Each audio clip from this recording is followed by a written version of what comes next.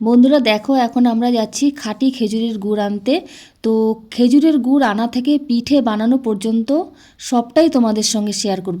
ভিডিওটি শেষ পর্যন্ত দেখতে থাকো, আশা করি ভালোই লাগবে। দেখো বন্ধুরা, আমরা অরিজিনাল রসের গুড় দিতে চলে এসেছি হাড়ি।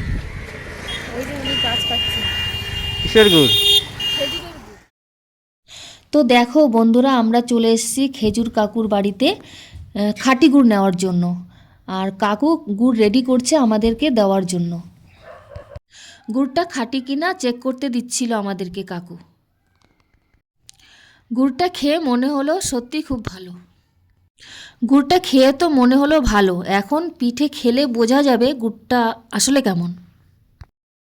কাকু এখন গুড়টা জারে ঢালছে। আমরা নেব 2 কিলো, আর প্রতি কিলোর দাম হচ্ছে 350 টাকা করে। তো পালা বাটকারা এখন ওজন করে আমাদেরকে গুড়টা দেবে।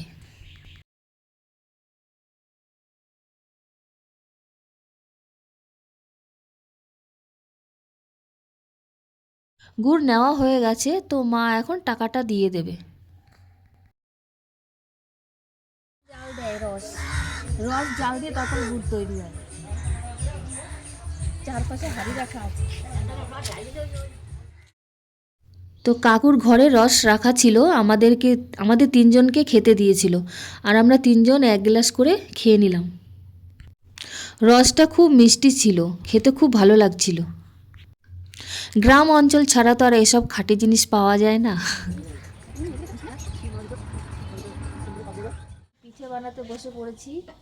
এই পিঠেটা বানাবো, তারপরে এই যে পিঠে ভেজানোর জন্য দুধ দিয়ে গুড় দিয়ে জ্বালানো হয়েছে, জাল দিয়ে রেখেছি। এই পিঠেগুলো বানাবো আর এর মধ্যে ফেলবো, তারপরে সকালে খাওয়া হবে। বেশি চাল ঠিক করে বাবা, গুছিয়ে টুছিয়ে দেবা।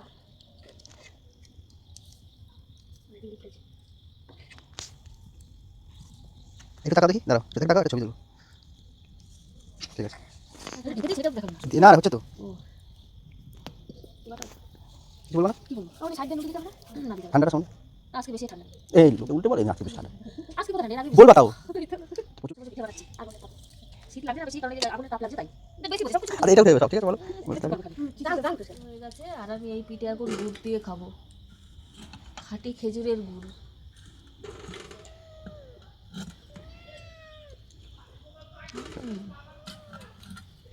হেব্বি। তোমরা চলে আসো, কে কে খাবে।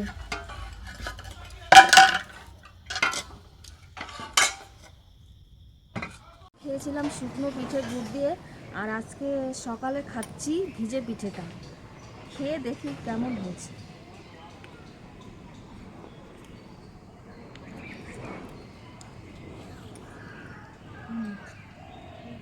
ভেজানো পিঠেটা খেতে বেশি স্বাদ লাগে শুকনো পিঠের থেকে। পিঠে বানানোর ভিডিওটা তোমাদের কেমন লাগলো অবশ্যই লাইক, কমেন্ট এবং শেয়ার করে দিও যদি ভালো লাগে।